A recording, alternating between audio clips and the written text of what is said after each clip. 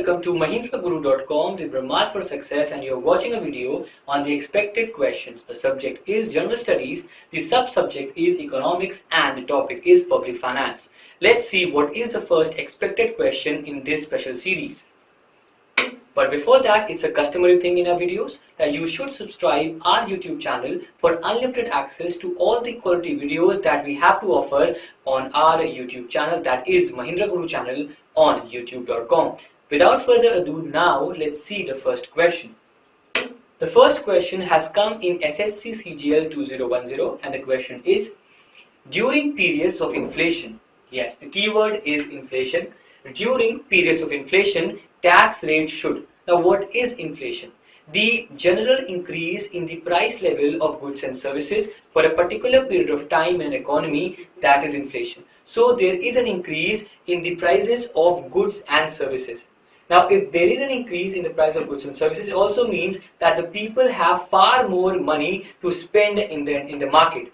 It could also mean that in the market there is excess of money supply. Let me just use another blank thing for this, blank page for this. They have excess money supply, so they can spend more. Now, if they can spend more, the government is of the purview that it could take more money as a part of revenue to itself, so that it could spend more money in the development of a particular economy. Now the main motive is that they have to take more money from the citizens, from the people. Now how would they do it? Now in terms of the policy taken by the government tries to increase or balance the taxes and then try to spend that particular revenue from the taxes to the citizens. So in terms of their policy, the policy that is concerning the government, they are trying to make a policy in which they balance the taxes if inflation is high or low. So in terms of when the inflation is high or when there is inflation, they try to increase the taxes. The reason being so that more revenue is garnered by the government and they can spend more in the coming days on the citizens itself. So here the answer would not be decrease, but it would be increase. So during periods of inflation, tax rate should increase. Let's see the other question.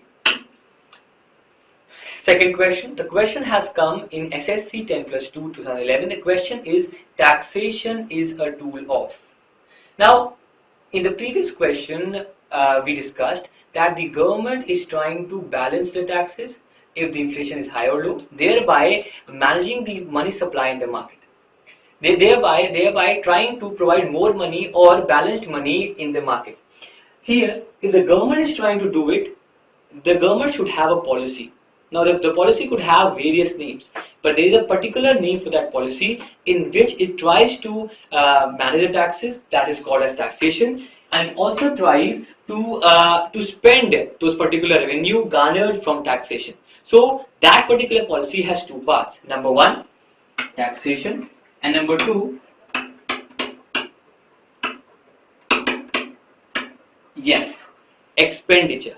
So a policy in which the government tries to tax or balance the taxes, or it tries to spend the revenue garnered from citizens, that particular policy is neither the monetary policy nor the price policy and not the wage policy. It is the fiscal policy, a policy by which the government tries to spend and collect revenue from citizens. That particular policy is the fiscal policy. So the answer here would be option B, that is fiscal policy. Let's see the other question. Cheap money means. Now cheap is a very derogatory word, but here there is a particular meaning.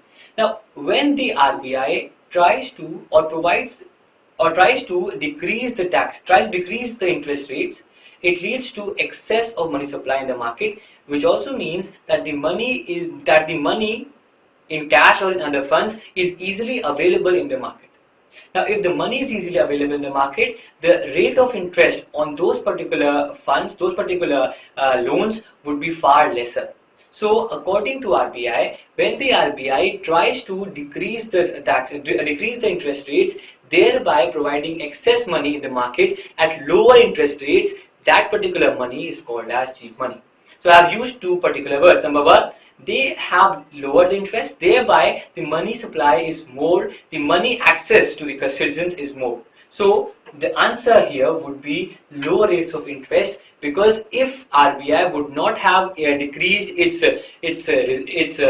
indirect rates, perhaps perhaps the loan rates or the interest rates on loans would not have been lesser in the market. So cheap money means the low rates of interest. It does not mean low levels of saving, because it is not directly related. We are concerning with the tactic of RBI. How does it manage the money supply?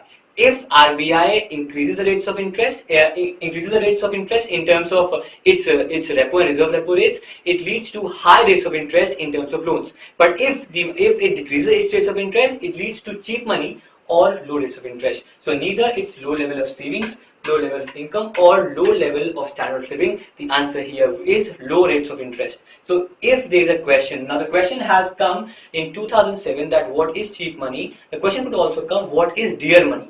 Now dear money is the exact opposite of cheap money, in which there would be, yes, you guessed it right, there would be high rates of interest and not low rates of interest. So in terms of the different stages of interest rates, RBI tries to perform two things. Number one, cheap money. Number two, dear money. Cheap money, low rate of interest, and dear money, high rates of interest. Let's see the other question. Okay, now the question here is, which of the following taxes is not shared between the union and the states? Now let me just give you an example here. Let me just again repeat the question. Which of the following taxes is not shared between the union and the states? Okay, let's see here. This is a market, and this is a market. For example, this is India and this is Uttar Pradesh. A particular entity is sold by the central government. Now the tax on that particular entity would be taken by, yes, the central government. Similarly, another entity is sold by the state government. The tax on that particular entity would be taken by the state, that is Uttar Pradesh. I'll again repeat the example. This is a smaller market and this is a bigger market. A particular entity is sold in the bigger market. Now, if the head of the bigger market is the Indian government, the tax on that particular entity would be taken by, exactly, it would be taken by the Indian government. But in terms of the other smaller market, the head of that particular market is the state government, or example, Uttar Pradesh. So the tax imposed on that particular entity would be given to, yes, the state, that is Uttar Pradesh. So in terms of different taxes, the sales tax, which is an example here, the sales tax is not shared between the center and the states. The center has a separate sales tax, revenue, and the states have a separate sales tax.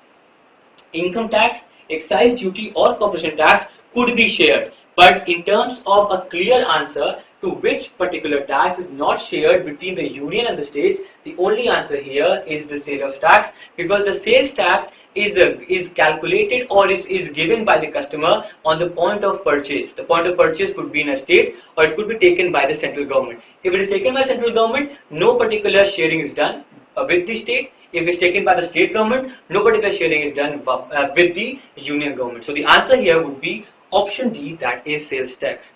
We hope that you are getting the idea behind our emphasis on the expected questions, because we are trying to portray an image that these are the questions that have come, and there could be similar questions. For example, they could ask you a question that which of the following taxes is shared between the union and the states, and out of the four options, only one option would be the answer. The other could be taxes which are no longer applicable. So you have to be pretty clear about what the question maker is trying to ask. It is trying to gauge what is the current scenario of the taxation in India by asking question from this particular chapter. So let's see the other question and the last question. Parallel economy emerges due to. Now, for example, there is a particular, let me just use a blank slide. There is a particular team and there is a particular leader. There are three people who this particular leader leads. After these three people, there is a single person who is trying to copy, who is trying to cheat, and who is trying to manage his own job. So after the three people, this particular person is not in line with the vision of the leader. Any information that is discussed between these three people does not go to the leader, because out of these three, this single entity is not coping with the leader. So in this particular team setup, there are two sort of chains. A chain that is led by the leader, and then there is a similar chain that is led by that particular entity, who can also be called as a cheater. Similarly, for example, this is a central government. It is trying to tax these three people. Out of these three people, there is a single person who is trying to evade those taxes, thereby entering into the black money circuit. He or she is trying to evade from those taxes so that it could save its own funds. But that particular amount is not in the white economy or not used in the economy, but that is used somewhere else. But that economy is not the economy that is led or that is governed by the government of India. So that economy would be called as a parallel economy. Now, let's just check the example and see what could be the answer. If the person is trying to avoid the taxes, perhaps it could be an answer, but he is trying to avoid the taxes by showing certain documents which are illegal. For example, if I want to minimize the tax, I would show a rent agreement. That is not illegal and that cannot lead to a parallel economy. When I discuss about the tax compliance, it is not at all a concern for the parallel economy, because by tax compliance, you are trying to pay all the taxes that you are due. Then the fourth option, tax estimation. Now this is not a direct function of a citizen. For example, the tax is estimated by a qualified individual or by the government. So out of these four options, option B is the only answer for this particular question, by evading the taxes. By cheating the money, by not providing or not telling the government the exact amount that you have to pay as taxes, that is tax evasion, and that can lead to a parallel economy, because you're trying to steal that particular money, you're trying to cover that particular money so that you can use it somewhere else, but that is not directly used in the authentic or the traditional economy, thereby giving rise to a parallel economy. So out of the four options, the only option for this particular question is tax evasion. Let's see. With this, we come to an end to our discussion on the topics of public finance in the SSC examination or the similar examinations. With this intention that you like the video on the expected questions, we hope you are watching and following the series of expected questions in terms of computers, maths, reasoning, English, or general awareness, that is general studies. Your success is our success. Thank you.